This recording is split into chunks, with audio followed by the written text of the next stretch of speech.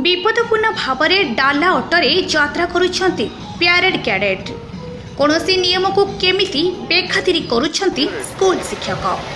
ए दृश्य होची जगतसिंहपुर जिलार आज सकाळ समय जिले में स्वाधीनता दिवस पालन अवसर में स्कूल पिला खोला डाला गाड़ी में बुहा जाउथिबा देखिबा पाई मिलिथिला। एही बाबद में जिला शिक्षाधिकारी को पचार घटना विषय अवगत नथिबा बेले घटनार अनुधान करबा पाई कहछंती। प्रश्न उठुछि किए एही स्कूल पिला विपद संकुल अवस्था खोला गाड़ी में जावाई अनुमति देला।